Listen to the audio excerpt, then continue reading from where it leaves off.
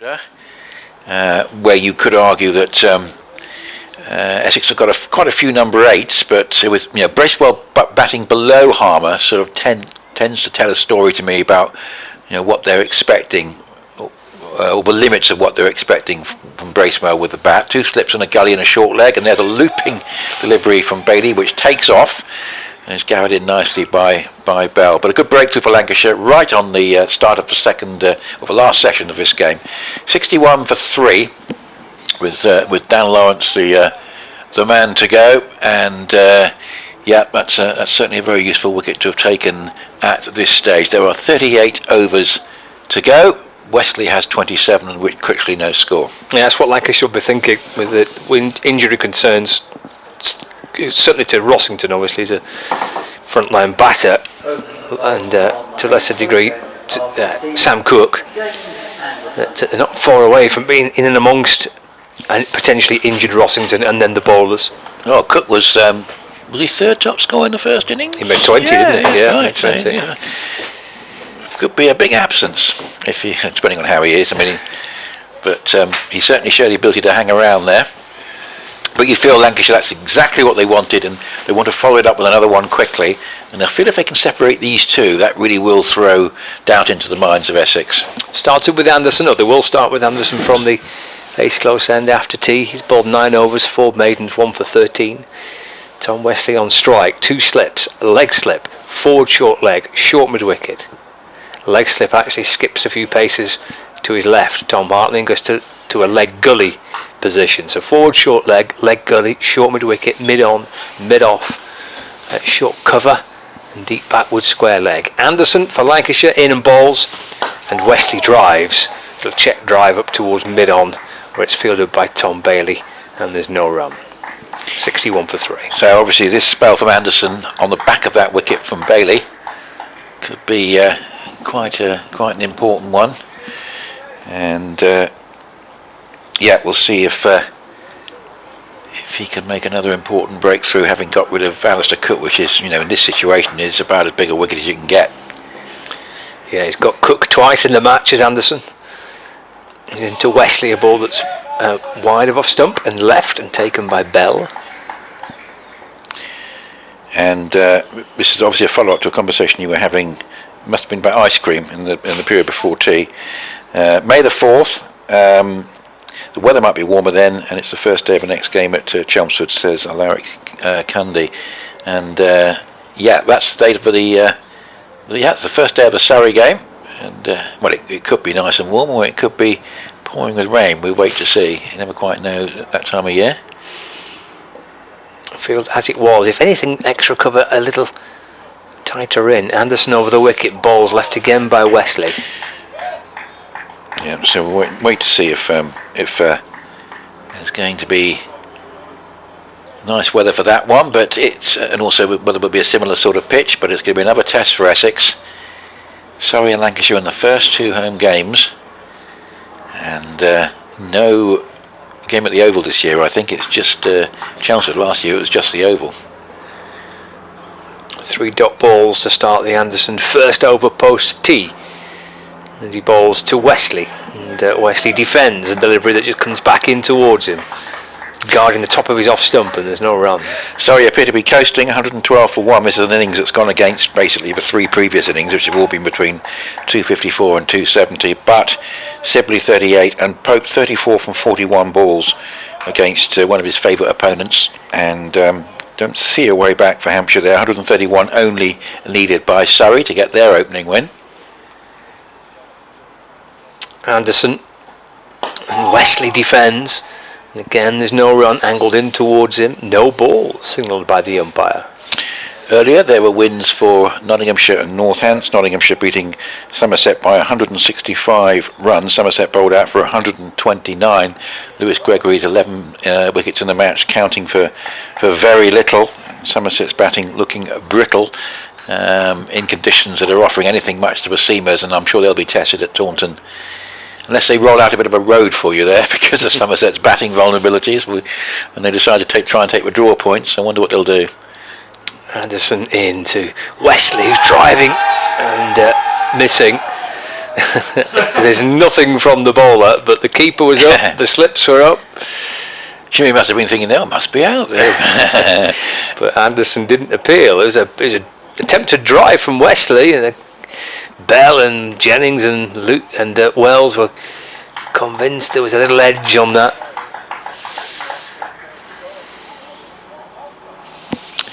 Well, it wasn't far away. Important moments in the game, you feel here. Wesley remains on 27.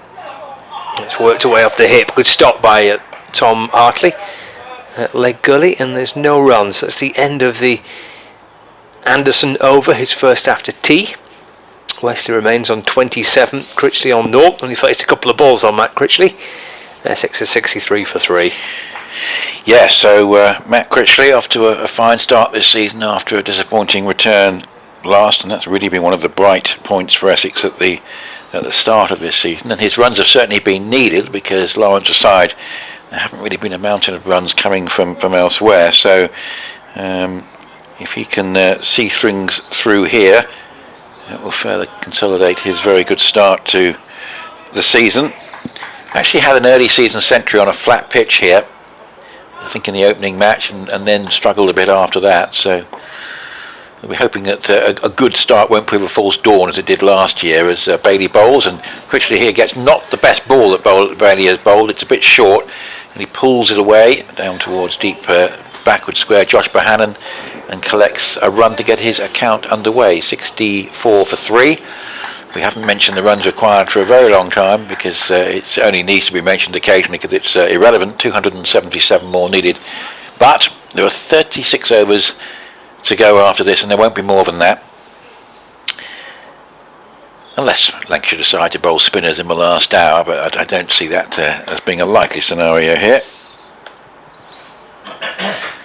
Here is Bailey bowls, and that's outside the off stump, and there is no shot offered. I suppose that's where someone like Hartley might come into the equation if they just want to try something different, but I'll be hoping Lancashire that it doesn't get to that sort of stage.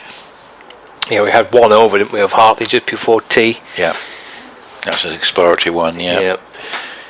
He certainly played his part there with the bat. Career best in both innings. Dazzling knock from him today. Supported by this man, Tom Bailey, who moves in and bowls, and that one keeps low and it's played out to mid wicket. We've got 2 slips and a short leg in, and then Mr. Grandhomme there picking that one up at mid wicket, but it'll be a late adjustment because it was again keeping a little bit low, and that's certainly looking like the route for Lancashire. There's not a lot in the pitch for them except for this variable bounce from the river end.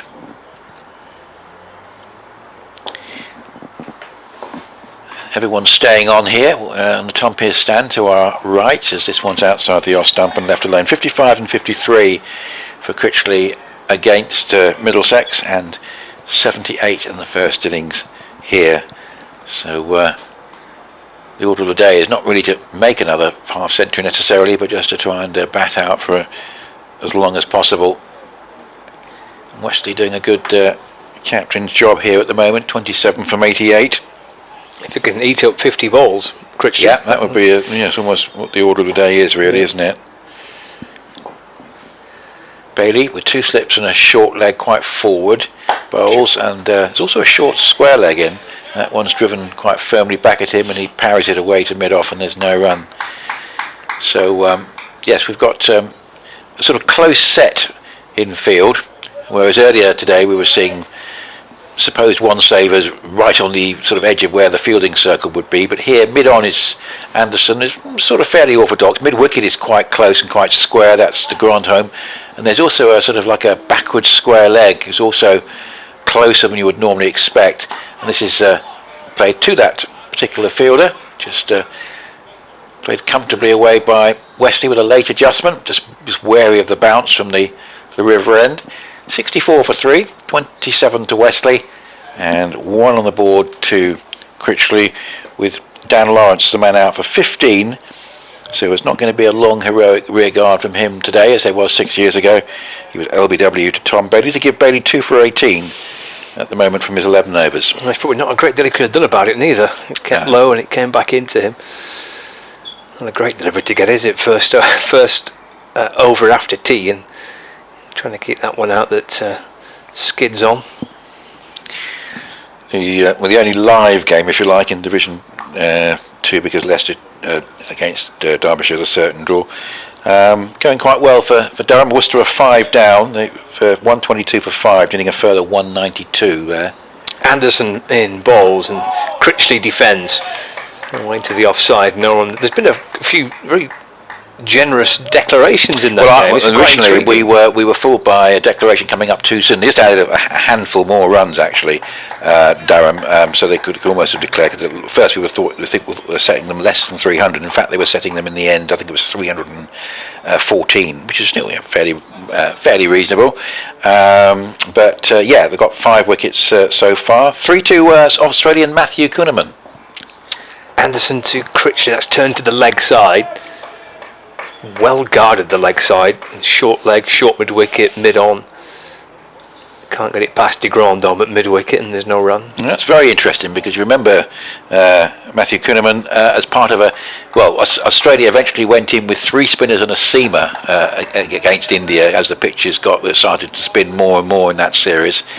And he was one of the 3 spinners for Australia, and of course he's joined Durham and going well today. Anderson to Critchley, just trying to work it to the leg side. The ball runs off his thigh pad, deflects away to the offside, no run. There's a few Aussies in the county game, isn't it? Yes, we've got a chap who's Sam Whiteman, I think it was, who got the match-winning score for Northend, so it's like they're getting all the potential reserves familiar with English conditions just in case they're needed. That was, I think it's Sam Whiteman, Western Australia captain. They of course won the Sheffield Shield, 60 from 79 balls with a 6 and 7 fours for Northants. Anderson to Critchley, safely manoeuvred away to the leg side for no run. Could be a good signing for Northants, who I think most people think overachieved last year, and no one thinks they're going to win the championship, but that could be a source of runs at the top of the order. Could be important to them in terms of holding their own again this year. Yeah, they did a good year, didn't they, last year? They did. Year back in Division 1. People, I think. Yeah. Is Luke Proctor their captain for this year? Did I read that? Let's have a little look. Anderson to Critchley, short ball. Oh, he rocks back and pulls the ball behind square on the leg side. I think Hartley's stuck out of hand. Well, I mean, if he takes that, it's up there with one of the best you're likely to see all summer. But it went in the end beyond Hartley. I think he got something off because he certainly took the pace of the ball off. That back foot pull shot down to fine leg, almost caught by the man at leg gully, which is Tom Hartley. Yeah, it is Luke Proctor. Got 39 in the first innings for Northants in that game, and. Rob Keogh also scored heavily, 75 not out. He's been with Northants for a good while now. Anderson to Wesley. They got through for a single in that previous delivery. Wesley defends to mid-on, and there's no run, so it's 65 for 3. There's that pull shot, which he didn't get a hold of, did he? It was going down into the ground. You can see the reaction from the Lancashire fielders. And Hartley went low to his left, and I think he went to him. I think he got something on it. It would have been a really sensational catch. In the end, he's just saved a few runs for his team. What it does mean is that certainly, although not everyone's playing, of course, in this round, but no one is going to make a really express start in Division 1, i.e. winning their first 2 games. Because I think we can be fairly comfortable in thinking that Surrey are going to beat Hampshire now, 126 for 1. So there'll be quite a few sides with 1 win plus a draw or a defeat, and poor Middlesex have lost both, of course. 2 slips and a short leg and a short square and a shortish mid-wicket as that's hit uppishly, but in the end well short of cover as Bailey continues. He's bowled a long stint from this river end, and that's just played up into the covers, and there's no run. It's 65 for 3. That second replay for those watching on the stream is the better one that shows you the chance, and it was a very, very difficult chance to Tom Hartley at leg gully. So 2 slips and a forward short leg, and bat and pad together, played nicely by Critchley, backwards square on the offside to backward point, and there's no run. And the weather much as it was so much of yesterday afternoon before it all fell apart around about 4 o'clock, and we had rain that was actually very unlucky for Chelmsford to get, because a narrow band of rain going from north to south, which wasn't affecting anybody else, but it certainly affected Chelmsford. But the forecast is dry for today, and with no worries in that respect, although I think Essex will be relieved about that rain in the context of this game, because they would have had to have batted perhaps potentially for quite a lot longer than the 68 odd overs that have been required. Here's a nice drive down the ground. That's going to be going all the way to the mid-on boundary from Critchley. Slightly over pitch and a nice on drive. It gets him up to 669 for 3. Yeah, very pleased Essex to see him going well at the start of this season. And outstanding in the white ball game, but not in the 4-day version. But he was going to bat at number 5. Obviously needs to deliver a weight of runs, and he started off very well this time.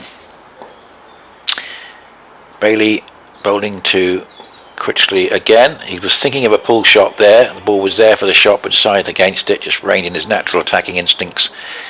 And it's on its way through to Bell. 69 for 3. We have 34 overs left after this one. Anderson having a chat with Bailey, and perhaps suggesting a field change, or even implementing it.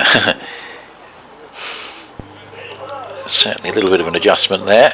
He's gone to sort of like a short mid-on position himself, sort of just standing just in front of Wesley, a non-striker. 2 slips and a short leg. He's played defensively. Again, head right over the ball, and Addison and Wesley having a chat. And there would have been a time when they were England teammates, not for very long, mind you, as Tom Wesley wasn't quite able to establish himself. There are quite a few people in that category around the country that James Anderson must bump into every now and again, former England teammates. People like Sam Robson, for example, 69 for 3. Keaton Jennings, of course, in this side. That's outside the off stump. Although, of course, you'll bump into him a little bit more often. That one's left alone. And there's 69 for 3, 27 for Wesley, and 6 for Critchley. Yeah, I mean, interesting. Keaton Jennings, under the old England regime, or the old way of thinking, someone who was getting stacks of runs, averaging 72 last year. He's already got a 76 and a 96 this term. Would be in contention, but yes, it must be tough for the orthodox openers, the people like Robson and Jennings, who are still capable of delivering, but they must feel they're being ignored, and instead they bring in like a Duckett who wasn't an opener and is transformed into one. Opening this week, isn't he? Opening this season for Nottinghamshire. Got runs, didn't he, this week for Notts at the top? I can imagine that being quite a successful partnership, Hamid and Duckett. I mean, two very different type of opening batters. Anderson to continue then. Wesley on strike. Wesley plays off the front foot, so squeezing the ball down backward of point, and gets through for a single. And Wesley moves on to 28, so it brings Matt Critchley on strike. 70 for 3 now. Great resistance. I had to say, I've written Kent off this morning after they lost 5 wickets in no time. But, wow, I mean, that's 88 from Compton, and now 66 unbeaten from Jerry Everson. I think previously Notts, wasn't he, Jerry Everson? He was, yeah. That's a useful contribution. Hanging in there with Conor McKerr. Still 2 wickets for Warwickshire to take to wrap up an innings victory. James Anderson to Matt Critchley. It's down the leg side, taken by George Bell. And there's no run. So with the field, with a couple of slips, a leg gully, forward short leg, short mid wicket, mid on, short cover, mid off, and deep backward square leg. Well, it's going to be a pretty even looking first division table at the end of this round of games, one would have thought, with 2 of the sides that lost in the opening round winning in this round. Anderson over the wicket and bowls, and Critchley has a little flirt with that delivery, then pulls the bat away, but thinks about playing for a second, decides against it at the last moment, allows it to go through to Bell. No run. 70 for 3 it remains. Yes, but I suppose if you start with a... Well, Surrey are going to start with a draw and probably a win, aren't they? Yes, so... A solid start to their defence. And they had the better of the game against Lancashire. I mean, they are just about my tip to retain their title. Anderson to Critchley.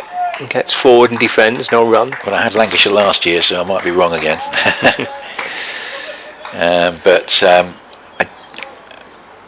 I can't really see what's fundamentally changed, particularly if Folks is available also, and that will be a key thing.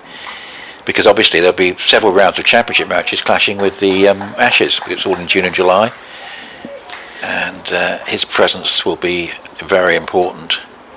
The wicket won't have Pope. Wicket of Dan Lawrence, just watching that back on the replay. That's pulled away by Critchley out towards deep backward square log.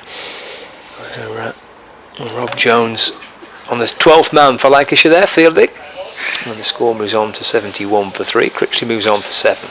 Gary Kane says, good afternoon, and if Essex get a draw out of this game, we would have to consider it a good outcome with Jimmy Anderson in the opposition 11. Would you agree? Certainly from where they were at lunchtime, Gary, definitely. Essex were given a real run around in the second hour of the morning session today. Coming out of his draw with a draw wouldn't be any bad thing. Anderson final ball defended by Tom Wesley, and there is no run. That completes the over.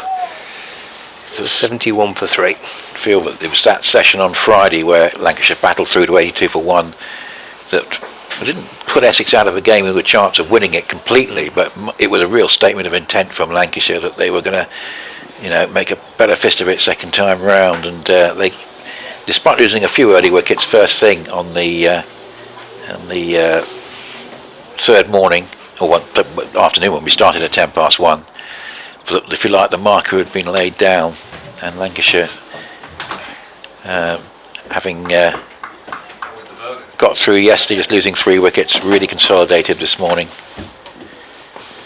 with some spectacular hitting, notably from Hartley. As this is driven nicely, I tell you what, Critchley's looking in fantastic form.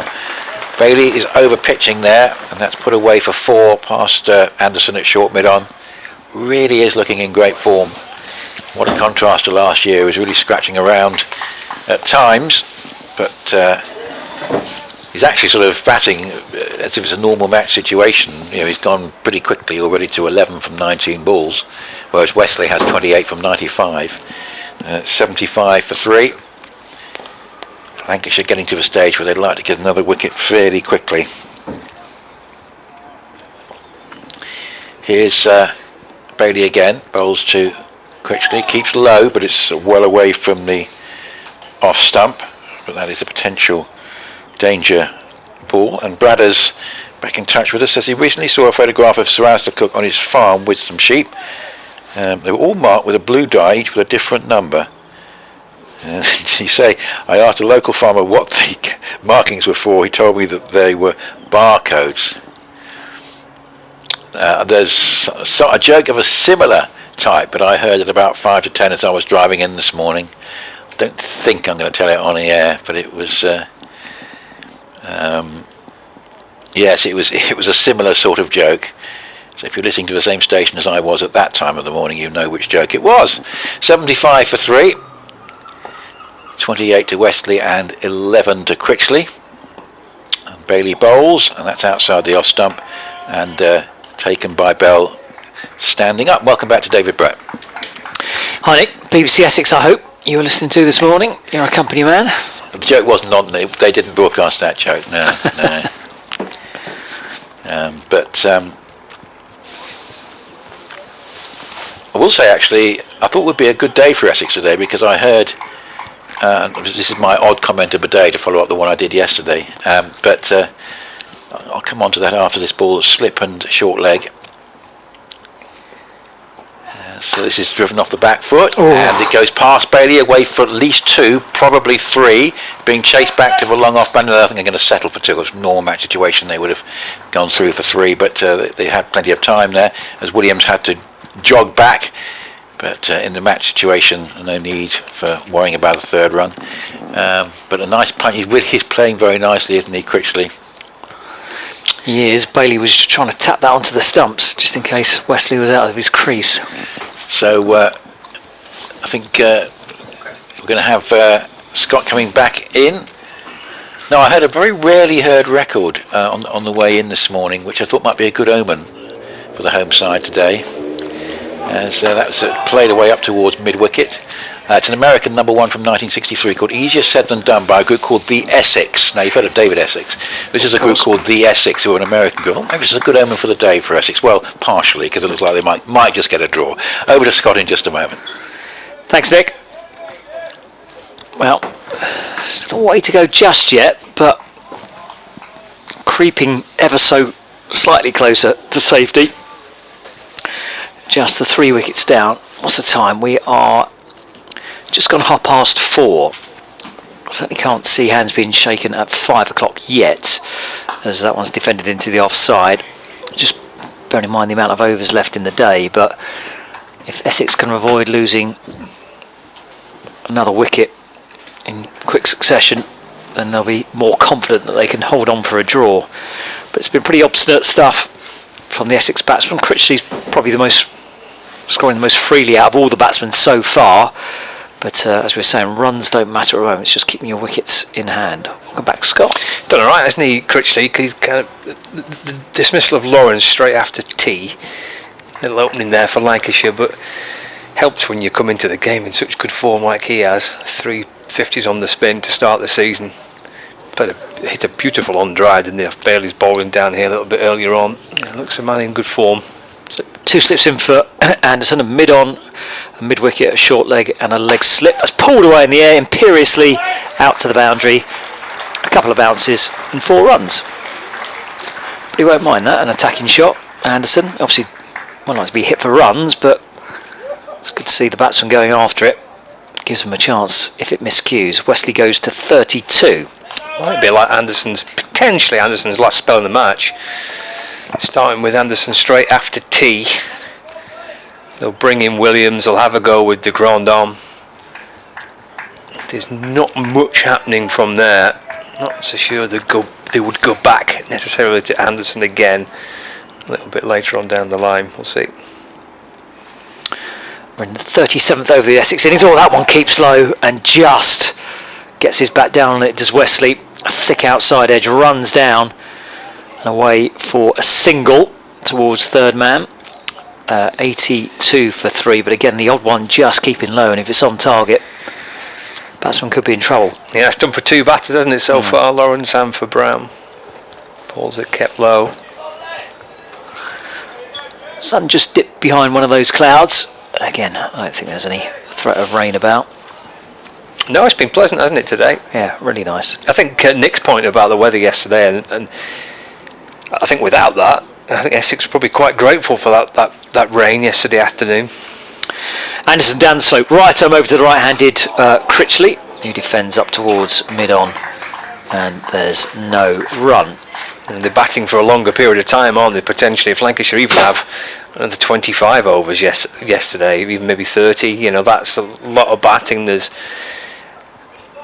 every chance that Essex are having to come out second time round and bat for longer than the 68 overs that they're potentially facing on the final day. And I suppose it depends which way you look at it. It was unlucky that the only real little pocket of rain in the entire country was basically over Chelmsford. Almost like we planned it. Here comes Anderson, bowls 4 down the leg side. It's flicked away. It's not going to go for a boundary. There's a further deep backward square leg who runs round to pick up and throw. And it'll just be 1 to the total, 83 for 3. I would say we were very fortunate the day before. On Friday, there was all sorts of horrible weather around the country, and we kind of dodged everything really. And so kind of goes your way one day and then against you the next. Anderson moving in again past the umpire, bowls, and that's defended into the offside. Wesley propping forward. Man in front of point just picks up. I was just reading in the Times, and the umpires have got these new iHawk cameras on their lapels. Apparently it's to pick up obviously the movement off the pitch, which you don't necessarily get so much. Apparently the clarity of the footage is a lot better than what we get on from the stands. So I don't think it's every game, is it? That.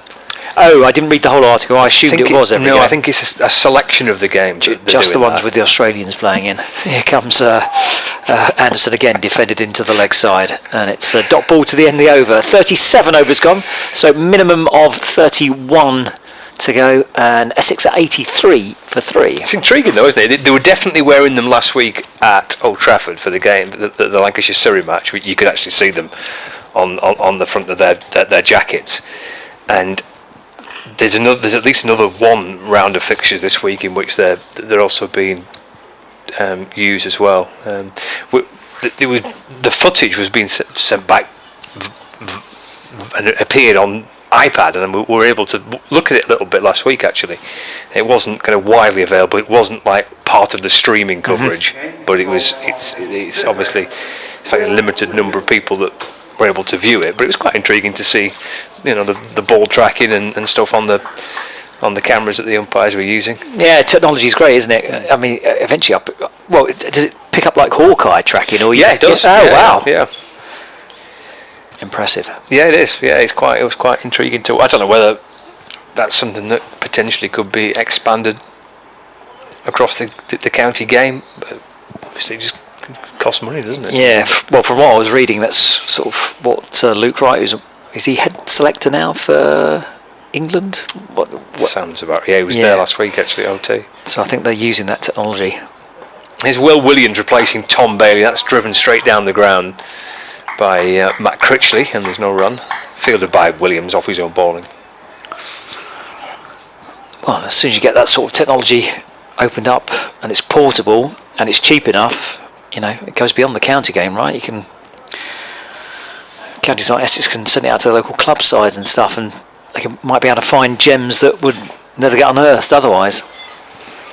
83-4-3. So Williams returning. Just a 6-over spell earlier on before tea. He's defended by Critchley with the keeper standing up behind the stumps. He drops it away into the offside. There's no run. Actually, at first I thought Williams was quite uncharacteristically kind of a little loose before tea. He was bowling quite wide of off stump. It felt like he'd lost his line a little bit, but it looked like it was a plan in the end, and Lancashire were bowling too, and just kind of just dangling it outside off stump. De Grandhomme did the same thing before tea when he was bowling from the Hayes close end. Over the wicket into Critchley. Nice solid front foot defence from Matt Critchley. Ball picked up by Tom Bailey at cover, and there's no run. Just trying to grind the bowlers down here, the Essex batsmen. Doing a good job of it, I think, as well.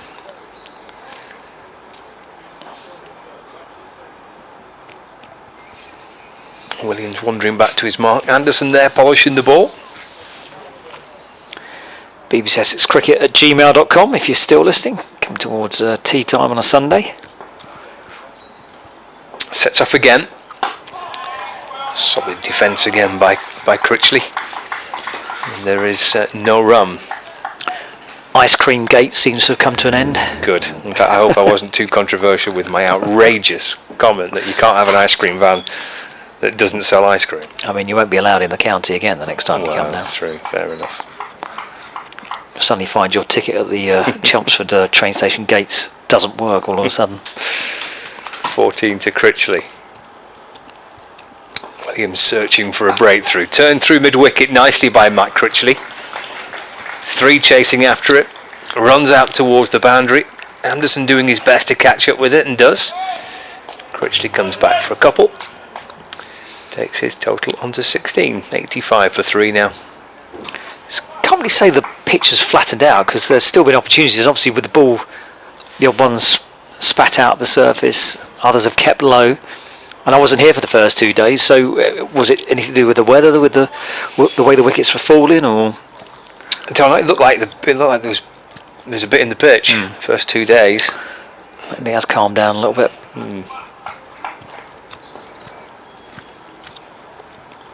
Critchley waits again. Picks out Anderson at mid-on this time, and there's no run. End of the over. The first one back into the attack, that from Will Williams. Since we got back underway after tea, bowling this time from the city end of the ground. and it's 85 for 3. It looks like Wesley, with the help of Critchley, having seen the dismissal of Lawrence, have seen off Bailey and Anderson straight after tea. Got a double change coming up now. So 30 overs left in the day. Essex still have 7 wickets in hand, although we're not entirely sure if Rossington can bat. And Cook will bat. Is he allowed? I'm not entirely sure where we are on runners these days. Are they allowed? Are they not allowed? I've seen them sometimes. I haven't seen them at others. Yeah, I'm not sure. There was one point where they weren't allowed at all. Colin de Grandhomme from the Hayes close end. And he's bustling in now up to the stumps bowls, and that's flicked away the leg side. There's going to be a couple there, I think. Nope, they're not going to come back for a second. Good bit of fielding down in the deep there. Returning to bowl from the 86 for 3. He had some fun earlier today, didn't he, de Grandhomme, with the bat? Kind of got, after a first hour which was set up nicely by Bell and Jennings, the second hour de Grandhomme came out and started swinging, and then Hartley came out and he did the same thing, and then it was a wonderful contrast between the first hour of the morning and the second hour of the morning. And de Grandhomme thrashed a few over the stand, hit the river a few times. And he's in now. Bowls outside the off stump. Right arm over to the right-handed bat, and it's defended back to de Grandhomme. And there's no run. He's just contracted for the season, or is he expected to be back again? He's here until I think basically the end of the T20s. So Lancashire have got him for the championship fixtures up until, and indeed the T20 matches up until the end of that T20 competition. Darryl Mitchell's coming as well in a bit. In again, de Grandhomme in a drive this time, but doesn't beat the man at short mid-off. And there's no run. So Mitchell will be here for the T20 competition as well. So they've got a few options. I think they're hoping to have a decent amount of Butler and Salt and Livingston through the course of the T20 blast, plus their overseas signings as well. De Grandhomme up to the stumps, bowls, keeper standing up, but it's defended out into the offside, fielded at point, and there's no run. Bit surprised that de Grandhomme's not been picked up by some of the T20 franchises. Seen that sort of player, but obviously there's better players out there, or the ones that they deem to be better. De Grandhomme turns again at the top of his mark, gets through his overs quickly. Short leg in place, but that one's bowled outside the off stump, and it's an easy leave from Critchley. Coming towards the end of the over, just one legal delivery left. It's got a few supporters sticking about. It's got a little bit chillier. Jacket back on, certainly for me anyway. A few punters outside the pavilion. End of a lazy Sunday afternoon. The Grandhomme in, bowls, that's wide of off stump, and Critchley just leans on the ball, guides it away down towards deep backward point. It's going to be a couple of runs. I won't bother going for any more than that. They're not in a run chase now. It's just about eating up balls and time in the middle. End of the over. Essex are 88 for 3. Just the 29 overs left in the day. Do you think they'll go spin one more time? Possibly, yeah. The 3 seamers there, well, the 2 seamers there, of which they picked up the 3 wickets between them. Bailey with 2, Anderson with 1. And bowling options used by Lancashire, just the 1 over so far from Tom Hartley. 13 overs for Anderson and for Bailey. Done the brunt of the work. Williams and de Grandhomme now with this little period together. Williams 7 overs, about to start his 8th. I think you can only see Anderson and potentially Bailey coming back if Essex suddenly lose a clatter of wickets, and it's getting towards the end of the game. Starts again. Williams left alone by Wesley. Through to the keeper, no run. Just looking elsewhere in the Division 1 games. Kent is still hanging on. 8 down. 237 for 8. That's a hell of an effort, that. Fantastic, isn't it? Keeping it going, Kent at Edgbaston. Cries of catch as Wesley works it across that front pad with a little flick of the wrist down to fine leg. The Grandhomme to field. A run for Wesley. 35 now to him, 89 for 3. So Kent are hanging on, 58 behind. 237 for 8. Surrey are within 73 runs now of victory. Sibley and Pope are batting at the Oval. So 172 for 1, need now 71 more runs to win. Left by Critchley, taken by Bell. Don Sibley's 59 not out.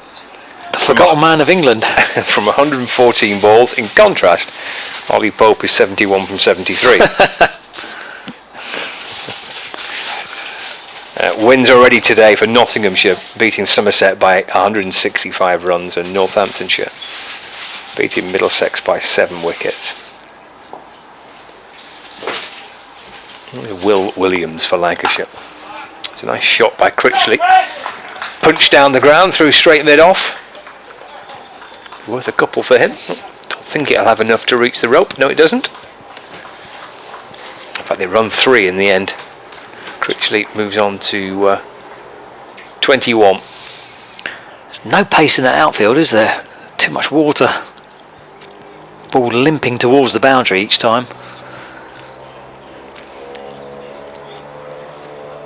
There's 2 Division 2 matches taking place. The one that's could have a really interesting finish is the game between Durham and Worcestershire. Durham now need 4 more wickets to win. Worcestershire 174 further runs for victory. In fact, 3 more wickets now for Durham. Worcestershire is 7 down. So Durham perhaps closing in on a win against Worcestershire in Division 2. And Leicestershire, Derbyshire been really badly affected by rain and a wet outfield. Game is heading towards a draw. Wesley defends to mid-on where Anderson fields. And there's no run. 92 for 3. 1 ball left of the over, and then potentially 28 remaining today. Batsman just taking some of the bite out of the bowling attack, just for the moment. Williams to Wesley, gets a run here, just drops it into the offside. Calls Critchley through for a quick single. Keeps a strike as well, nicely run by the Essex skipper. He moves on to 36 not out. Score moves on to 93 for 3. And that completes the latest over. Wondered when the floodlights might go on. They've just been flicked on. We've got a bit of heavy cloud, or certainly darker cloud above us, but again I don't think there's any rain in it. Floodlights have been called into action. Says you during the break, you didn't tell me it was blood orange drizzle cake downstairs. Would that have made a difference to you wanting to try it? I do prefer blood orange to normal orange, so potentially, right. But it still does feel like a weird combo. But you know, if the lemon drizzle one's nice, then there's no reason why the blood orange one wouldn't be. It looked basically the same colour as the lemon drizzle one. Different branding. I couldn't quite work out the difference. Thought it'd be a bit more orangey, you know. There's a ball. Is there a ball change coming? What's happening here? I think they're checking the ball. One of the listeners emailed in yesterday. Actually, do the umpires check the ball before the start of the day's play, as in try and put it through the through things? I honestly don't know. I don't think there'd be a reason why they would, unless the bowling side asked them to. Oh, hello. A new ball is coming. I thought we'd sort of got through this. This seemed to be a problem for last year's balls, but we've had quite a few in this, certainly the second innings. I don't know if they were in the first innings. Mind you, it didn't really last long enough in the first innings, did it? Well, you can see the kind of metal hoops that the umpires use to gauge whether or not the ball has gone out of shape or not. And it's not passed the test, so we need the bag of balls and select a new one. I think Essex used 3 different balls in their second innings. And this will be the second ball that Lancashire use. But yeah, it's just got a tiny bit dark out there. It's just because there's a bank of darker cloud just rolling over. I don't think it will affect the light enough to get the players called off, but it's noticeable that the lights have taken effect. And we went off for bad light already in the game, so there is a standard in which the umpires have now taken. If it drops to that level, we'll go off, but I think we're going to be all right, certainly for at least a little bit longer. Yeah. But the conversations amongst the Lancashire players, there's Stephen Croft and Colin de Grandhomme, Tom Hartley. Hartley and de Grandhomme had a bit of fun with the bat earlier on today, and now those three trying to conjure up a way to find a breakthrough. The ball has been selected, tossed up to de Grandhomme, who gives it a bit of a look. Right, let's see if this does anything for Lancashire. It's become very, very flat out there. 93 for 3. 28 overs, including this one, left in the day. Deep backward square leg comes in to the circle. And he's coming to a leg slip position as de Grandhomme bowls to Wesley, who defends into the leg side, thick inside edge, square of the wicket. It's going to be a single. 94 for 3. Depending how close Lancashire get to winning this, so depending on how many wickets fall. But if it stays like this, I guess they'll be happy with the draw rather than it feeling like a loss. Or do you think they batted so well this morning? They maybe thinking that they could have declared a little bit earlier. I don't think they've done much wrong. I don't think they've done too much differently. They've given themselves a chance, haven't they, to try and win the game with the way that they put together their second innings. De Grandhomme into Critchley, who drives down the ground nicely, but doesn't beat. I think that's Anderson sliding in from mid-on. Takes a little bit longer to get to his feet these days, although still very athletic for a 40-year-old. I'm not so sure if they declare a bit earlier before lunch, would that have made a massive difference? I don't think so. If the pitch has got a little bit easier to bat on, that's just the way it happens. De Grandhomme in to Critchley, who leaves that one. That's a nasty wrap on the gloves from Bailey. Seems to be okay. 103 overs lost in the games. That's over a day's play lost to the rain. So even to get into a position, final session, final day, where there is a potential win for a team with that many overs lost is a good effort, I think. Critchley defends into the offside. Slight misfield, but doesn't cost a run at cover. And there's no run. 94 for 3. Yeah, it was last night's lost session which was a bit of a sucker punch, because yes, Lancashire could have lost wickets at that time, but also the two batsmen were already in a groove, weren't they? Here comes de Grandhomme. Oh, that's wrapped something, probably too high, I would have thought. I'll wait for the replay. But yeah, Essex were struggling to wheedle out the wickets of Jennings and Bell, who carried on this morning. Just look at that replay. Yes, hit him high on the back thigh.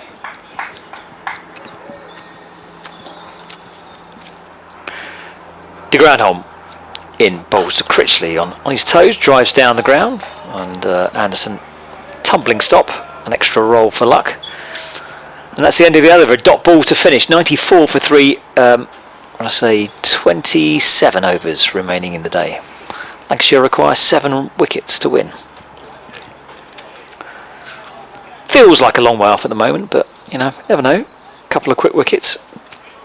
As we keep saying, we're not sure if Rossington will bat, and if he does, where he can bat. And Sam Cook's injured as well, although he should bat if it's just a precautionary, whether he gets a runner or not. Yeah, he went off last night, unable to complete his over. Felt something and has not been seen on the ground since, well, on the pitch since. Solid front again from Wesley to start Williams' latest over from the City end of the ground. Well, it can be a bit of an unfashionable word, can't it? Draw now, but I thought last week's draw for Lancashire against Surrey was a good draw and a good result for them. And I think if Essex do see this through, having been put under a little bit of pressure with the way that Lancashire battered, it will be a really good draw, I think, for Essex. Let's turn to mid-on off Wesley, or by Wesley. There's no run. Yeah, certainly with the way they were carted about the park this morning, the momentum was all with Lancashire, and then when Cook fell very early in the Essex second innings, yeah, you did fear that it could be a procession, but they've held on pretty well so far. 94 for 3. Williams coming in, and Wesley a little opishly turning it into the onside, which is certainly a risky shot with a number of fielders on that leg side, all in catching positions. Forward short leg, two short mid wickets, short fine leg. Just rolled it into the onside. Look at all those fielders there, all waiting for something to fall their way. Landed safely for Wesley, he remains on 37. This time defending nice and soundly into the offside for no run.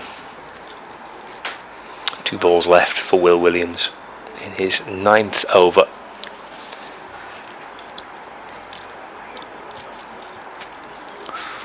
(109) deliveries faced by Tom Wesley with 37.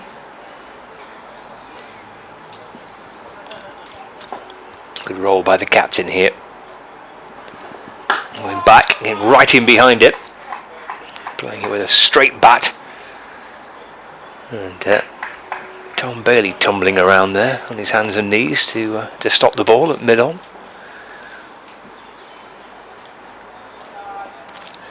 Hands it back to Will Williams. Trees are still looking bare at this time of year. Just waiting for the leaves to appear. Be nice once summer comes. Final ball of the over. Wristy flick up towards mid-on by Wesley, and there's no runs. That completes the over. 94 for 3. That target was 340, but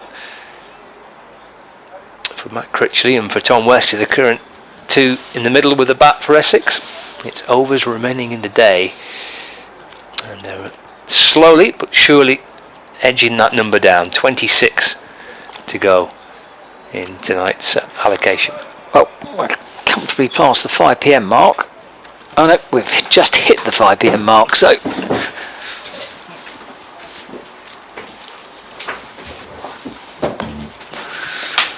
the Grandhomme into Critchley off the back foot, just punches away into the offside. There will be no run. Mid-off running around. 94 for 3. Wesley on 37, Critchley on 21. Partnership of 33 so far, and it's guiding them through some choppy waters. Not out of the mire yet though, as that one's clipped away into the leg side, but certainly head above water, Essex. Yeah, and they should feel they can save this game from here. Lancashire's over rate is not too clever, and you might find that before a draw is agreed, they stick Hartley on for 2 or 3 overs just to redress that. It's showing -1 at the moment, but it must be close to -2, and I know that we're probably a little bit behind at lunchtime, but we're 10 overs behind schedule at the moment. The Grandhomme in, ball just kicks up a little bit, but Critchley rides the bounce, guides it down towards third man for a single. 95 for 3. A few Essex supporters, or a few supporters, just starting to make their way out of the ground. Not too many, just the odd 1 or 2. A few just starting to put on the heavier layers. Now the clouds have rolled over. It's a lovely afternoon with the sun out. The Grandhomme in again. 2 slips go down, 3 men in a ring on the offside, and that's defended back to the bowler by Wesley, full of length, and it's a dot ball. Start to see the lights taking effect in the distance as well, just in the walkway behind the sight screen. I'm assuming the party in the house at the far end of the ground's over for the day. There's the Grandhomme in bowls. Oh, that's edged. Oh no, it might have come off a pad. It's dropped well short of Jennings, who was rolling over from second slip, but the way it died suggests it might have come off the his hip. And critically, Essex have denied Lancashire a chance to get into the sort of middle order that might be a bit depleted with Rossington's injury. These two, as indeed Lawrence did, resisted very well. De Grandhomme in. That one keeps a little low, but defended out by Wesley, and that's the end of another over. 25 to go. Essex 95 for 3. Yes, and Andy Davis on our email said, is it me or does Jimmy look deflated? Well, he probably preferred if it was 6 or 7 wickets down rather than 3. And I think he says, tongue-in-cheek, he said, I just don't think he'll be fit for the Ashes. Well, I'm sure he'd like to be fit for the Ashes, and he looked pretty fit out there. But I guess he'd rather a few more wickets had gone down. But, yeah, you're supporting the Aussies, though, you say, Andy, so that explains your comment in Henham. And... yes, it's going to be interesting. England looking for flat pitches with plenty of runs in them. Historically, Australia have tended to do better on those sort of surfaces in the Ashes series in England. An exception would be, say, for example, Edgbaston 2005. But interesting call that from Ben Stokes. Here is Hartley. It's that overrate situation we were thinking about. There we go. So that's a defensive shot back down the pitch. And there's no run, 95 for 3. Little bit of heavier cloud around. Left arm spin from the batting hero of the day for Lancashire. And this is driven back past the bowler up towards mid-off. It's Wesley and Critchley together. Critchley on strike. There's a leg slip and a short leg. And Hartley bowls. Let's just play defensively, head over the ball up into the offside, up to a short cover, and there's no run. Lights on, taking effect. As this one is played again just defensively up into the offside. There is Jimmy Anderson, and there's no run. BBC Essex, BBC Radio Lancashire, and online via the BBC Sport app. This is Nick Gledhill, David Brett, Scott Reed here for the closing part of this rain-affected championship match, as that's driven firmly back at Hartley, and there's no run. Where Essex have probably been helped a little bit by the weather, because they would have had a lot longer potentially to bat today than the 68 overs they ended up with. Let's play defensively into the offside, and there's no run. Interesting pitch, which appears just to maybe just flattened out a little bit, albeit there has been the occasional, but only very occasional bit of variable bounce, although that has accounted for probably 2 over 3 wickets that have gone down so far. 22 to Critchley and 37, an admirable 37 to Tom Wesley from 114 balls, 95 for 3, and 24 overs minimum left. We should be down to the 16 over mark by now, but we are not, so it's going to depend on how long Lancashire remain interested while these two are at the crease. I would have thought if these two are together in 10 overs time, David, that we may be quite close to a draw being agreed. Don't see a real clatter of wickets falling on this pitch. Here's de Grandhomme. And he's in now, bowls down the leg side. I think that's come off the pads. Let's have a look, see what the umpire says. Nope, it's runs. Flicked away by Wesley. 4 to the total, 99 for 3. It just depends on whether the captain goes back to Anderson for one last roll of the dice. Yeah, it's interesting, the field places from Lancashire. They're obviously looking for the ball that's stopping, and batsmen going through with a shot too soon. You've got basically 2 short covers and a short mid-wicket, mid-off, so that's where they're looking for the wickets to come from. De Grandhomme in, bowls to Wesley, who covers up, plays defensively into the offside, and there is no run. Yeah, but it's an admirable start for Wesley at Chelmsford in this innings. Didn't get runs in the first innings, but they get 48 at Lord's. De Grandhomme up to the stumps right, I'm over to the right-handed Wesley, who guides that nicely around the man at short mid-wicket. I think that's going to run out towards the boundary, but there's a mid-on chasing it down, so it'll just be a couple of runs. And a second layer's going on. Breeze has just picked up a little bit. Yeah, what an innings from Ollie Pope. I mean, Hampshire are his favourite side in terms of statistics, and he got 91 in the first innings, 96 from 89 balls with a 6 and 12 fours. Simply 67, they're 209 for 1, needing 34 to win. Big LBW appeal, but it's sorry, it's behind the stumps. Apologies, I'm appealing for a stumping, but not out. I don't think Surrey play him in the next round, but Pope's prolific form, folks coming back into the side, I think they could do a lot to defend their title before the test match starts. De Grandhomme in bowls, and Wesley just lunges forward, defends into the offside, and one of those three fielders close in picks it up. Also a remarkable performance by Jerry Everson of Kent, formerly of Notts, 88 not out, and Kent 245 for 8, following on, still 50 behind, but Warwickshire starting to run out of time. De Grandhomme, oh, that keeps low, that should be LBW, yes, it's given, that one kept low as well. Wesley's not happy, he thinks it was going down leg side, but it certainly kept low. Yeah. And Lancashire make a breakthrough relatively late on, 101 for 4, and the door slightly ajar. Because we ajar. don't know who's going to come in next, and this is where it might get interesting. If Harmer coming out, that is an indication that there could be a potential problem for Essex. Those two you feel have batted long enough, surely to do most of the job here for Essex, but Lancashire's interest will be renewed, and Jimmy Anderson will be feeling a little bit better if he was feeling a bit frustrated by it all, as a previous email suggested. Was looking at this ball from to Grandhomme. Yes, it kept a bit low, but It looked like it was going down the leg side. yeah, it also looked, certainly shaping that in that direction.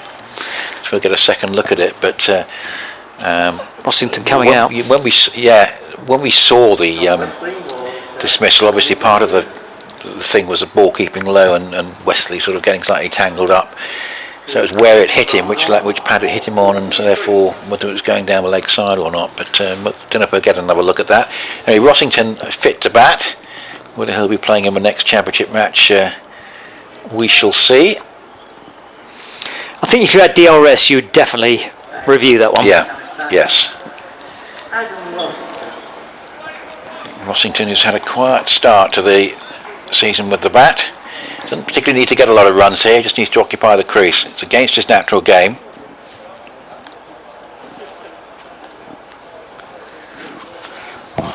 Some woolly hats going, another layer going on out there. It's turned a little bit nippy with the breeze that's come up.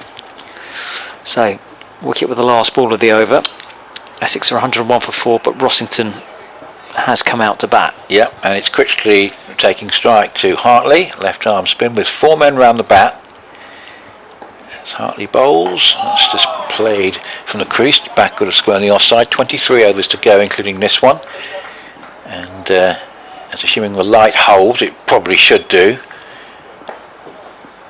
Silly point, slip, leg slip and short leg. Defensive shot from Critchley, he's batted very well. As indeed did Wesley, 43 from 120 balls. That's a lot of deliveries to eat up in this situation. Hartley bowls, and this is hit, and is it straight off the bat to leg slip? No, that was the thought from the Lancashire fielders. Had it gone off the bat face into the hands of leg slip? No was the answer. It had just gone, if it had hit anything, a bit of pad or something like that, but they were thinking that there was a little bit of bat face on that, but not. Just pitched basically in the footholes and went to leg slip. That one's played up towards mid-on. Now a second wicket in quick order here for Lancashire would really make things interesting. Here's Hartley again. Bowls, and this is driven away up to mid-off, but not beyond. And there's no run. 101 for 4. So the number of runs required, 239, we can forget about. 22 overs and 1 ball to go. Matt Critchley again doing a very good job for Essex, and here he gets one that just squeezes away off the inside half of the bat and runs out towards de Grandhomme at square leg, and there is no run. So how's Adam Rossington going to get on here? In the first innings of this match he was out for 7 and he got 8 and 0 against Middlesex, so not in the runs so far, and also has got an injury to contend with. 101 for 4, 22 overs to go. Yep, that wicket just keeps Lancashire sniffing about. Let's see how Rossington can bat. So, keeper up to the stumps, 2 slips in, 3 men in, close in on the offside as de Grandhomme bowls, and that's defensively pushed forward, and immediately Rossington takes the right hand off the bat. Well, the over 8 situation's been resolved. It's gone back from -1 to level. Hartley just doing enough, I think, to suggest he might be worth a couple more overs. De Grandhomme in bowls. Well, that's a thick inside edge, runs away down towards deep backward square leg. 2 fielders in tow. Rossington coming back for a second run. I don't think they'll bother going back for a third, they won't. And 2 to the total, 103 for 4. From an Essex point of view, that wicket just falling at an inopportune time, just as it looked like had taken the sting out of the Lancashire bowling. They've wheedled another one out. Fielder at extra cover, coming into leg slip position. Now he's going to a short back, was almost like a leg gully. There's a leg slip and a leg gully as de Grandhomme bowls. That's going down the leg side. It's whacked Rossington on the pads, but there's half an appeal, but nothing going. No, what a fantastic performance by Surrey today. Again, it was in the balance at the start of the day, but they didn't. They shut the Hampshire innings down, and they've absolutely cakewalked this target. Pope is 102 not out from 95 balls, 224 for 1, just 19 needed. De Grandhomme bowls, and Rossington, full face of the bat, defends back up to the bowler, and there's no run. Surrey fans will be wondering why they couldn't do that in the first innings, of course, which have taken all the tension out of the game. But after 3 scores between 250 and 270, suddenly we've got a 224 for 1. De Grandhomme in again. Bowls, that's not touched anything. Is that going to be buys? Or is the umpire going to say dead ball? Yep, dead ball. Shot not offered.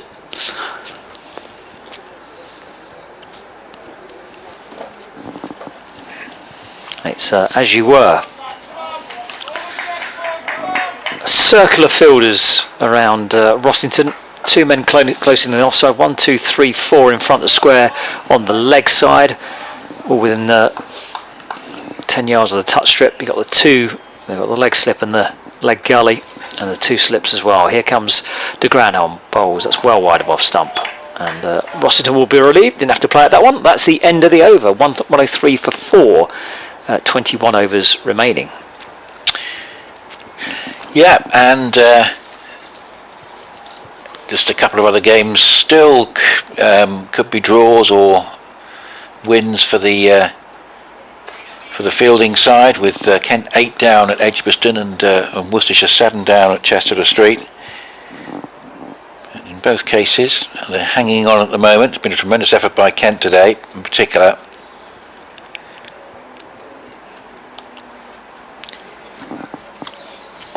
Here's Hartley, who indeed is continuing, and the floodlights on. That's hit back at him, hit into the ground, and then he reaches across in his follow through and picks it up. City point, slip, short leg, forward square, wide mid on, mid off, cover and backward point, and that's played up into the covers, and there's no run. But one person who has looked pretty comfortable is Critchley, who's on strike. He's looked very good out there for his 22 to his 3 half centuries this season. It's again just played defensively, head right over the ball, and there's no run, and that's certainly been a very encouraging start to the season for Critchley after his problems last year. Hartley again bowls, left arm spin, and is coming forward. He plays defensively, and the Grandhomme picks up. Yes, there have been a few moments here for the Lancashire seamers. The variable bounce has been the main route to taking wickets, but the problem is it's been infrequent. It's every now and again, and essentially it's looked reasonably benign for batting as that's played into the covers and there's no run. It's not as though we've got a lot of playing and missing or anything like that. 103 for 4. 20 overs to go after this, should we get that far. And this is played defensively again. Head right over the ball as he plays it up into the offside, and there's no run. So yes, we'll get an idea of, assuming that Surrey are about to close in on victory, as to what the Division 1 table might look like this evening. Obviously the other variable is whether Warwickshire can force victory against Kent, but we'll have a little look at that. Kent are still 8 down, and there's been a tremendous effort from Compton and Jerry Everson today. 103 for 4, 22 to Critchley and 2 to Rossington. De Grandhomme going to continue from the Hayes close end, and he's moving in now to Rossington. Keeper up to the stumps. That's flicked away the leg side again. Right hand comes off the bat straight away as soon as the shot's played. 103 for 4. 20 overs including this one to go. De Grandhomme back at the top of his mark. Moves in now. Bowls to Rossington. That one keeps low, but Rossington just playing forward again, just rings that right hand out. Brave batting from Rossington.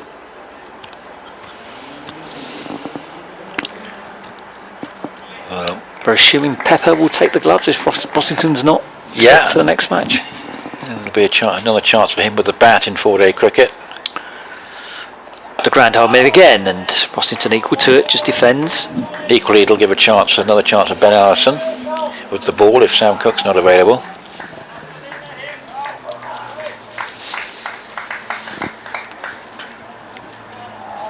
.103 for 4. 3 balls left in the over. Pigeon makes his way across the outfield. De Grandhomme in. Oh, that one lifts up. Well taken by the wicketkeeper. Rossington in evasive action. Does well to keep his hands below the bounce of the ball.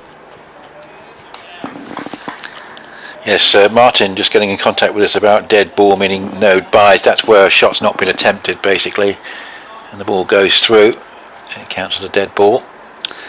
De Grandhomme bowls. Oh, that's off the pads, high, I suspect, and umpire agrees. That looked more adjacent than the Wesley decision. Uncertain start from Rossington.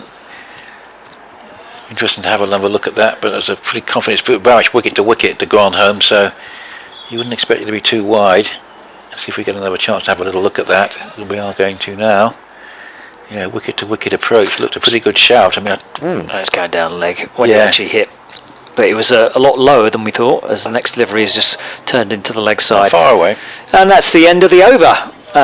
19 left to go. Essex still have 6 wickets in hand, and there are 103 for 4. Yeah, so some performance by Surrey. Hampshire will have to dust themselves down after really trading blows with Surrey for 3 days on a very, very level footing, but they've been overwhelmed today, and but they won't often be facing such a high quality lineup, particularly Ollie Pope. What an innings, 116 not out from 101 balls with 2 sixes and 14 fours, as Surrey beat Hampshire by 9 wickets as Hartley bowls. It's played defensively into the offside by Critchley. So Surrey beat Hampshire by 9 wickets, making 247 for 1. And that, certainly for now, will take them back to the familiar position of the top of the table. That's driven away just wide of mid-on, but there's no run. 32 points for Surrey. They can still be overtaken today by Warwickshire if Warwickshire can take those 2 wickets. Warwickshire will go ahead of Surrey should they take those 2 Kent wickets that are proving elusive at the moment.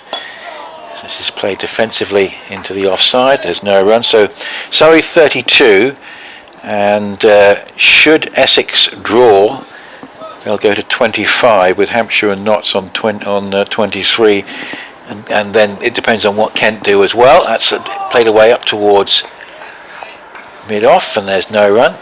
So we could have a situation, let's say if Kent hang on for a draw, where it's Surrey 32, Essex will be on 25 and Kent on 24, and then Nottinghamshire and Hampshire. This is just run down off the open face for, well, normally you get through for 2 there. They're going to go through for the 2. The averages all count, and no great urgency in the running, obviously, as Critchley gets another couple of runs, 24 and 105 for 4. The bottom line is Surrey will be leaders and clear leaders tonight unless Warwickshire win, and they've still got 2 Kent wickets to take.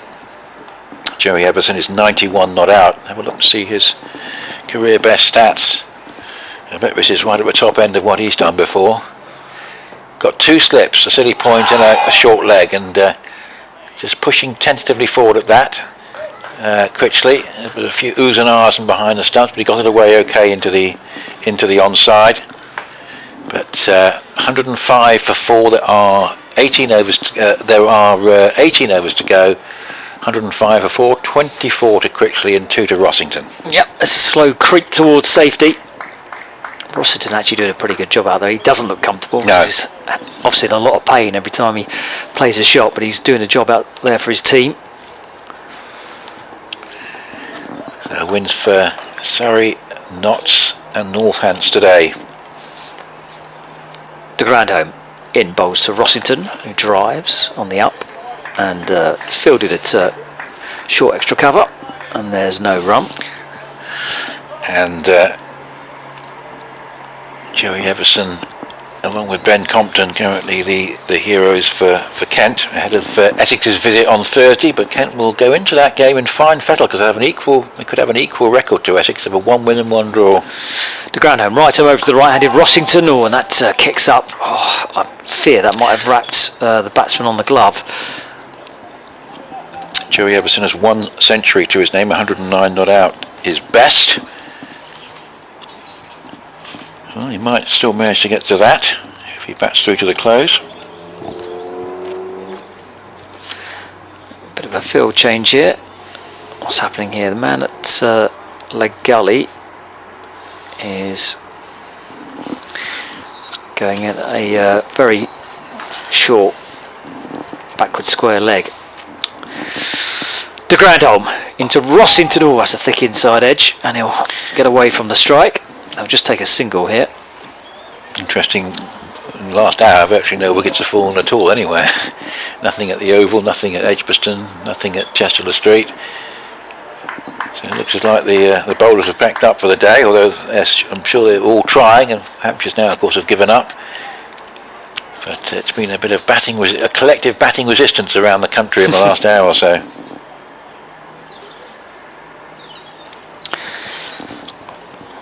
Critchley just taking an off-stump guard, doing a bit of gardening, just to slow things down. The Grandhomme waiting.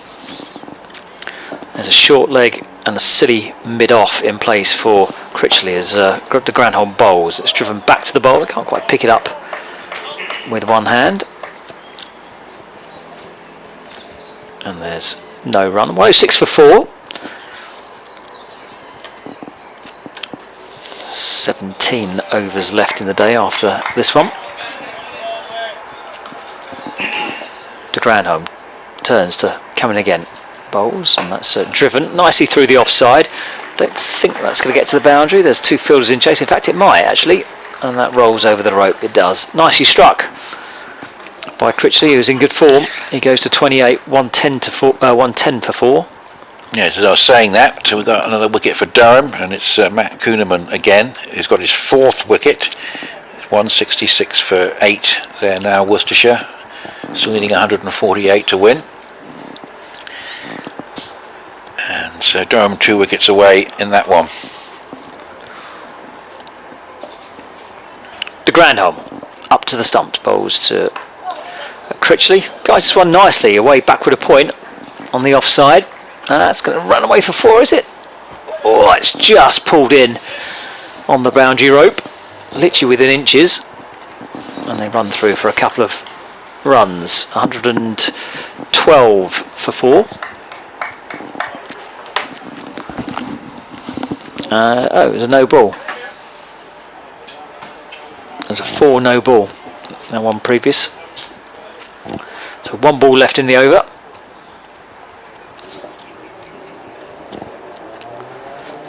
As the Grandhomme bowls, and Critchley forward, defends with a squarish bat, and that's the end of that over. So 17 to go. Essex still with 6 wickets in hand. Keaton Jennings in conversation with Williams. So we're going to stick with Hartley for the time being. Yeah, and Lancashire getting to the point again where they need another breakthrough, but they occasionally do get one, and that's sort of will prolong the game a bit further. But do you think Essex still on target to save this game? It's been hard work. 68 overs to face. There's Hartley with 4 round the bat, 5 round the bat actually, bowls, and it's played out into the covers. There's Dane Villas there. There's no run. Rossington on strike to Hartley now. Faces up and comes forward and just digs that one out. And there's no addition to a score. Floodlights on.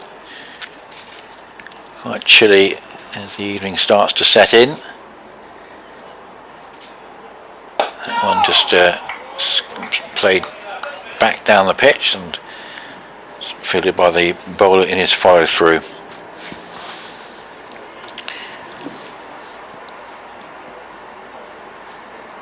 Here's Hartley again, bowls and tossed up, but Rossington resists well, just playing defensively back down the pitch.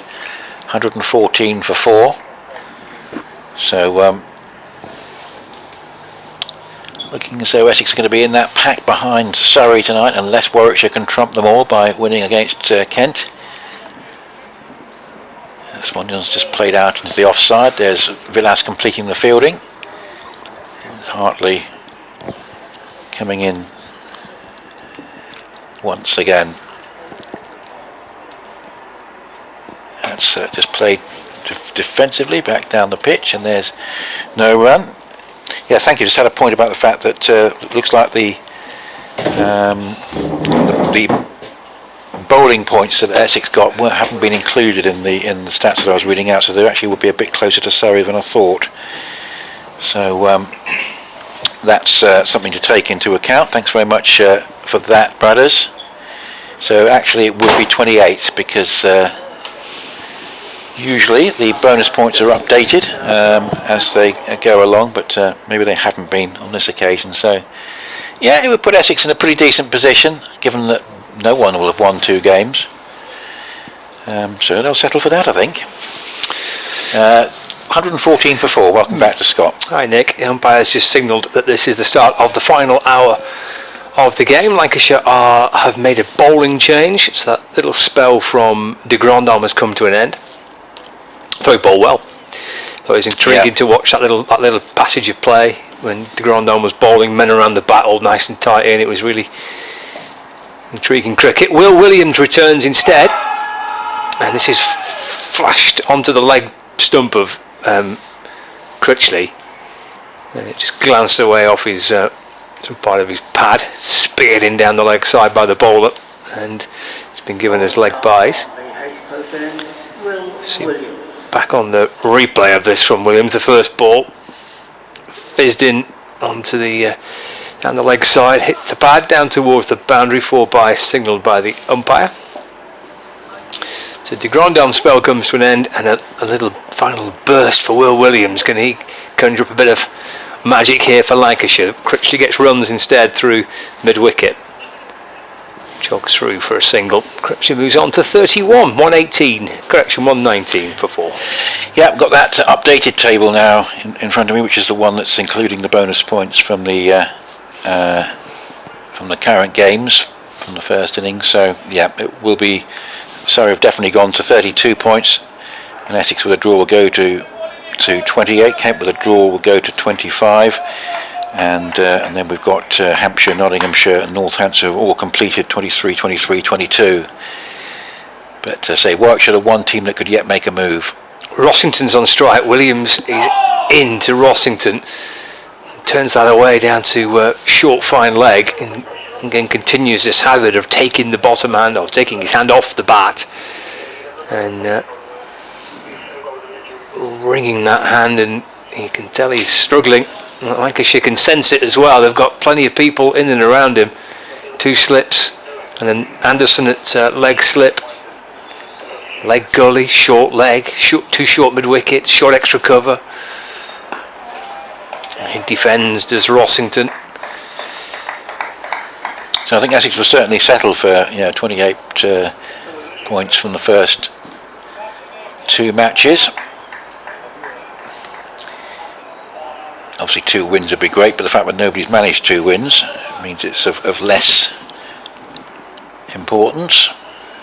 Not lost any ground. 19 for 4. Williams back into Rossington. Eased into the offside off the front foot, picking out Tom Hartley at extra cover, no run. It's a brave effort by Adam Rossington, clearly in discomfort, but out there for his team, trying to make sure that they don't lose this match. At least give Lancashire a further sense that they can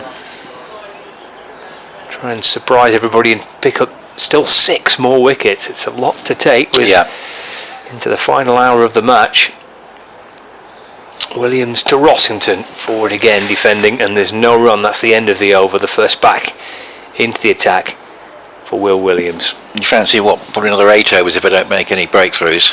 I'm not sure we'll go much further beyond that if that was the case, but it doesn't feel this sort of pitch that a lot of wickets are going to go down in a hurry. It just seems to have flattened out a little bit, albeit with the variable bounce. But Worcestershire 9 down and 3 wickets to Matthew Potts. Say slightly the forgotten man, perhaps, in terms of where he briefly came to the fore, and he may yet do again.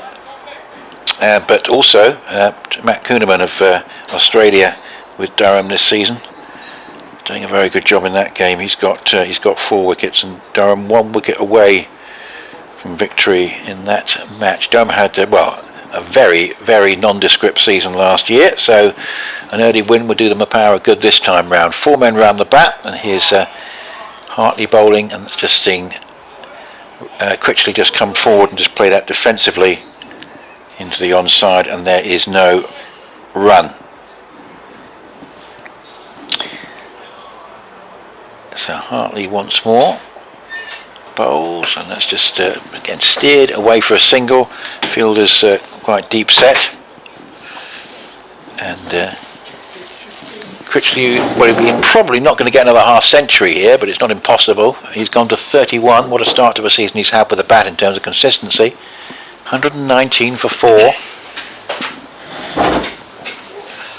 Hartley rolls again, left arm spin, just coming forward here. Rossington just reaching forward and steering it into the offside, doing a stoic job given the hand injury he's got.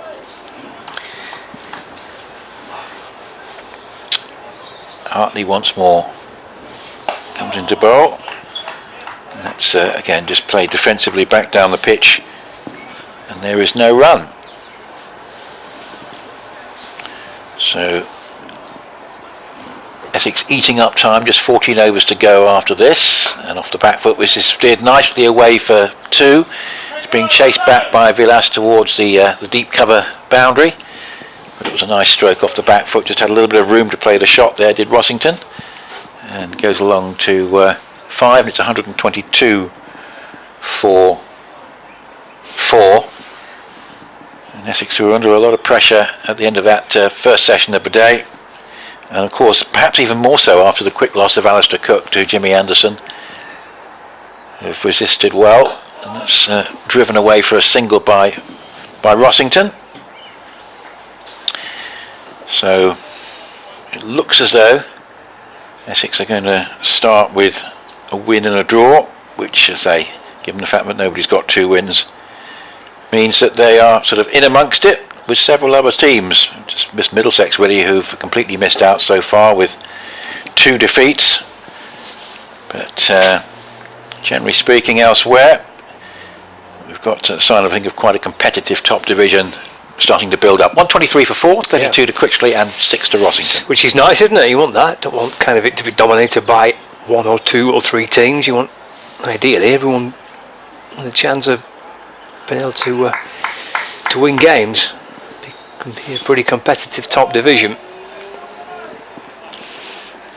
Williams having quite a lengthy chat with his captain about where he wants his fielding positions, and there's plenty in and around the bat here as Williams comes back in and balls to Rossington, who defends, and there's no run. Still 2 slips, leg slip, leg gully, short point, short extra cover, short mid wicket, kind of short straight mid on.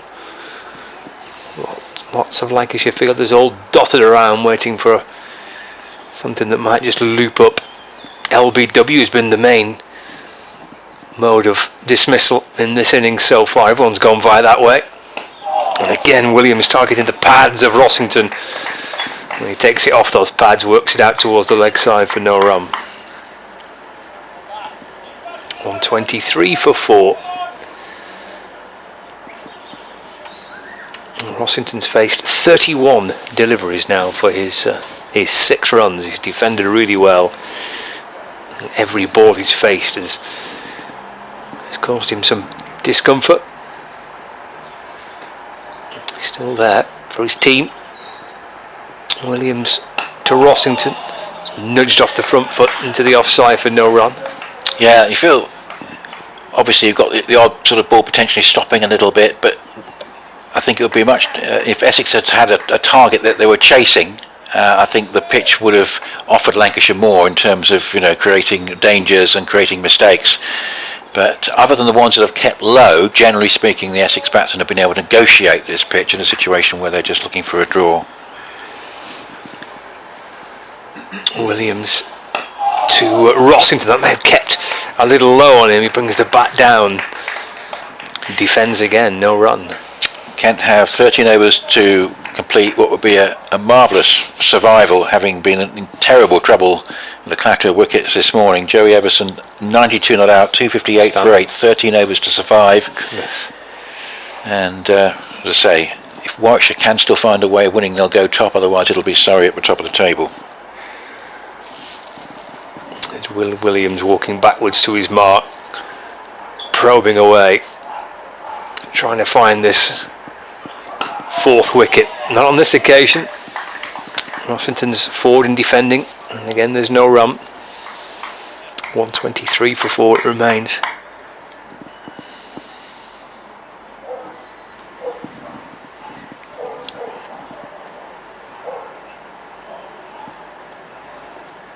Kent will be in good heart if they survive that when they come to Canterbury.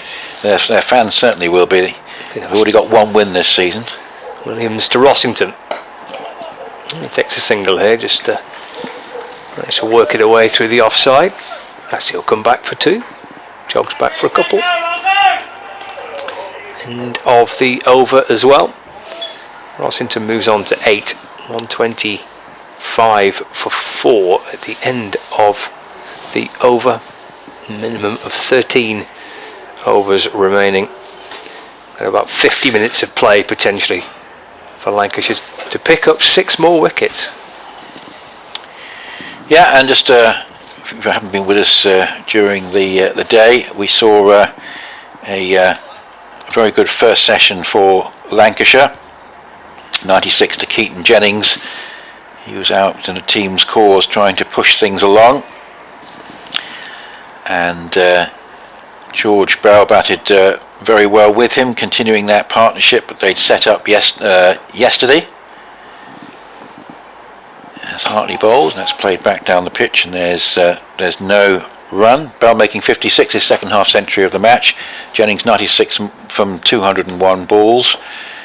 And a key moment for me was Colin de Grandhomme surviving his first ball from Simon Harmer, as that one just takes the pad and pops up into the onside. Went on to 38 from 31, and then the real explosive effort from Tom Hartley, 73 from 50, a career best with 5 sixes and 7 fours. Tom Bailey, a better than a runner ball, 25, and those two adding 81 in, next to no time, just over 8 overs at the end of the session, as that one just, again, comes off the pad from Hartley, takes the pad of Critchley, who's looked very comfortable in his 32, 125 for 4. So Essex set what's proved a notional 340 after they went for a lot of runs in the second hour. That's played just up to deep mid-wicket for a single. They lost Cook to Anderson, who slowly won the battle against his long-time England teammate. He was LBW Cook for 0, and then Brown got one that was just impossible to play, kept very low as LBW to Bailey for 15. But then a couple of partnerships that have really taken up time. First of all, Lawrence and Wesley batted for 14 odd overs for the third wicket. It's really it's the number of overs rather than the runs that count here. Lawrence LBW to Bailey for 15. Wesley went on to 43 before he was LBW to Grandhomme, and also shared in a useful 15 over partnership with Critchley, who's still there on 32, and Rossington 8. But Essex collectively here have done enough, despite the loss of Alistair Cook very early on, which was quite a big blow. This is played defensively against Hartley, another dot ball, 126 for 4, not enough in the pitch for Hartley, or indeed it seems just generally for the seamers.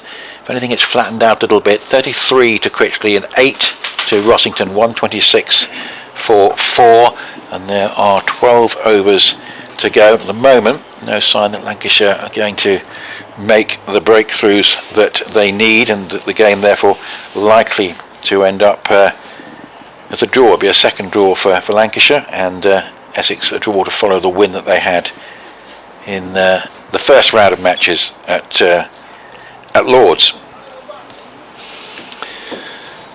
Yes. I suppose a draw's a draw. You come out with 5 points, don't you? But Yep. I suppose which is a more appropriate return for a draw than 8.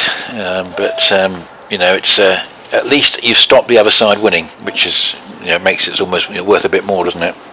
Yeah, which is I'm sure what Essex will feel like they've done here, which is what Lancashire probably felt like they did last week to Surrey.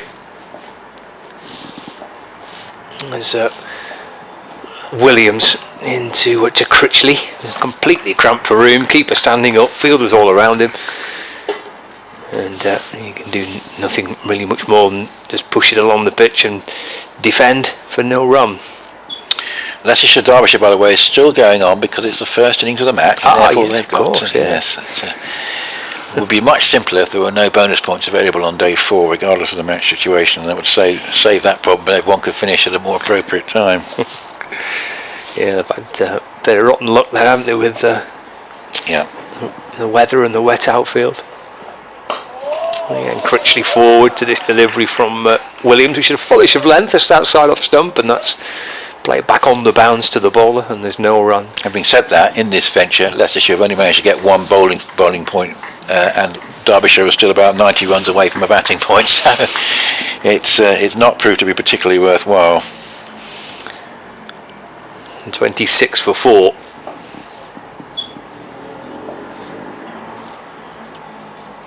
Williams to Critchley, takes a single, just drops it into the offside, defensive shot, jogs through for 1, moves on to 34, 127 for 4 now. Yeah, and you feel something has got to happen sort of against the run of play. Lancashire have never managed to take 2 wickets in really quick succession since they got rid of Brown and Cook fairly quickly collectively, but they've been held up by partnerships involving Wesley and Critchley ever since. And they've never quite managed to make that double breakthrough that would really have unsettled the home side. Yeah, that's a really good point, that every time the batters come out, there's not been the case where they can just build that little head of steam, 1 takes 2 and on to 3, and then all of a sudden things can start unravelling quickly. Managed to stop that of Essex. It's defended again by Rossington. Pushed it back along the pitch. Williams scoops it up off his own bowling, and there's no run. they're not far away, Essex, now from Lancashire, probably deciding that enough's enough. Another 3 or 4 overs perhaps. Maybe Jimmy Anderson might get one more quick bowl. Not sure. Or maybe he's going to save his energy for the next Yeah, game. I'm not sure that. Could be bowling on Thursday morning if he's playing in that one. There is Williams again, left alone by Rossington, through to the keeper. No run. The ball's 57 overs old. End of the 4th day.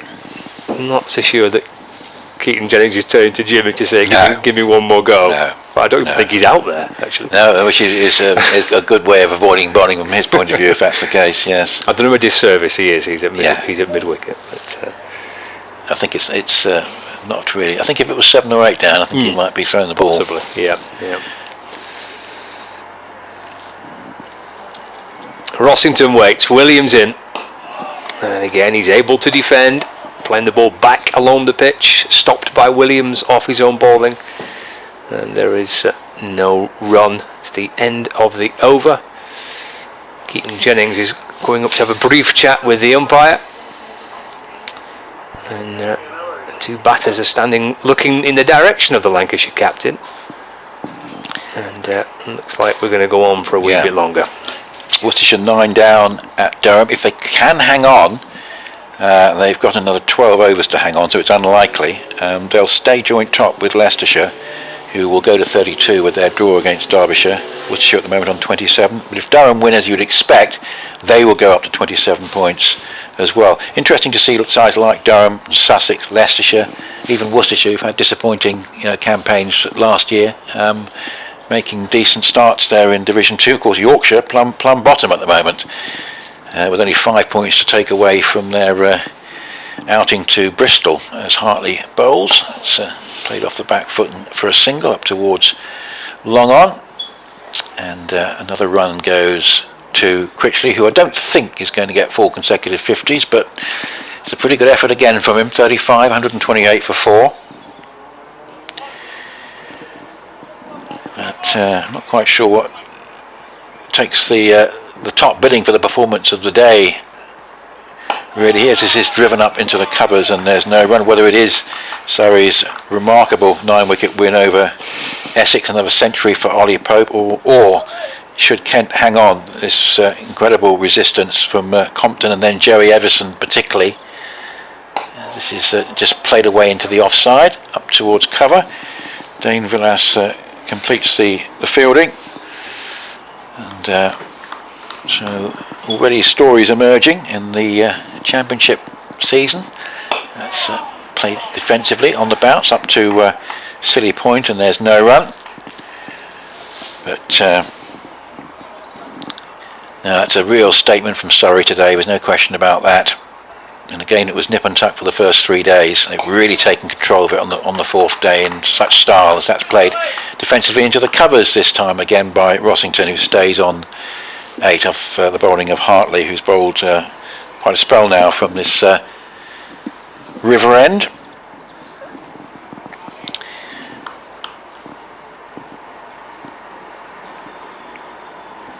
And in comes Hartley again to bowl with 5 men round the bat. Just again another defensive shot played back down the pitch. The end of the over. Surely this is going to be a draw now. There just isn't a feel of the momentum that Lancashire need, and indeed I think there's a possibility of handshakes. There's some batsmen and fielders in close proximity to each other, put it that way, as if Essex are waiting for the handshake. 128 for 4. Yeah, the 2 umpires are having a chat to the scorers here, aren't they? I think it's just, is he allowed to bowl as quick bowlers? Well, I mean, whether the light is, the light looks okay-ish to me. Critchley looks like he's ready to walk off. Yeah.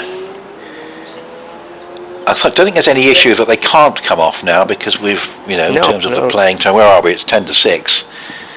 So, it looks like we're going to get a handshake or two. Well, certainly Essex have decided, I think Critchley decided the best thing to do here is to put my bat under my arm, so I've got the right hand free and I can actually shake the hand of anyone that wishes to offer it.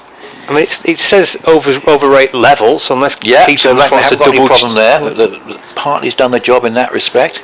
So it's just a question of Keaton Jennings here, I guess. So looking to see where Keaton Jennings is and see whether we look like we're going to continue. But it looks like we've got a sort of a stalemate, an extended negotiation, which has got about 10 motionless figures out there.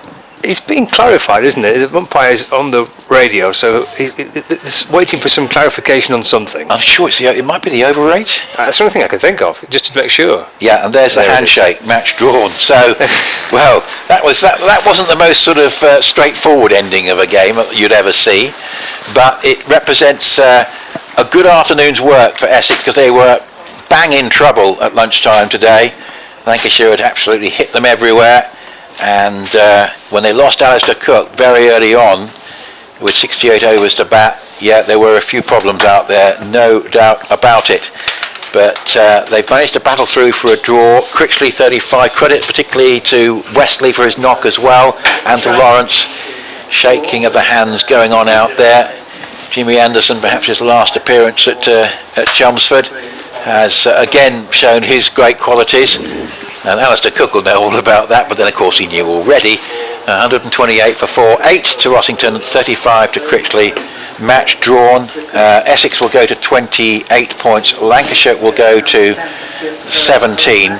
Surrey leaders at the moment on 32 and will stay that way unless Warwickshire can take these last 2 Kent wickets, which they've not looked like doing for quite some time now, and they are starting to run out of time at Edgbaston. Final words from you, Scott? Yeah, I think it was just a good 4 days. A shame that the rain came actually yesterday. 103 overs lost is quite a lot, isn't it? You're losing over a full day and trying to force the result when you've lost that many overs is quite tricky. But Lancashire, I thought, did really well. They put themselves into a position today to try and win the match, try and force some pressure on Essex, who themselves battered really well. But a good 4 days. Yeah, thanks very much, Scott. Wesley's 43 from 120 balls. Just mention that, a real captain's knock in the circumstances. And 2 wickets for Bailey, a wicket apiece for Anderson and to Grandhomme. And earlier for Lancashire, a career best 73 unbeaten from Hartley. And that was a very impressive knock indeed from Tom Hartley, showing his credentials as a lower order batsman as well as left arm spinner. 5 sixes, 7 fours, the sort of knock that will give sort of some thought on selection for Lancashire when they only want to play 1 spinner in the Parkinson versus Hartley debate there. Bailey 25 not out, 56 to Bell, 96 to Jennings, and for Essex earlier 2 wickets for Porter, 2 to Bracewell, 2 to Harmer and 1 to Sam Cook, who we didn't see take the field at all today. We hope that certainly his issue that he had with the muscle tightness will resolve itself and he'll be fit for Canterbury, where Essex will play Kent on Thursday. Glenn Speller's there for the first couple of days, and Scott will be heading over to Taunton, not directly, he'll be going home first, but it's Somerset who've lost to Nottinghamshire in this round of games against Lancashire, in a game that I think Lancashire will certainly be targeting to get their first win of the season. So that's it here from Chelmsford. Thanks for listening, thanks for all your emails over the last 4 days, and we look forward to being back with you here certainly for a very important match between Essex and Surrey on May the 4th. But for now, from me, Nick Gledhill, thanks a lot for listening and enjoy your evening.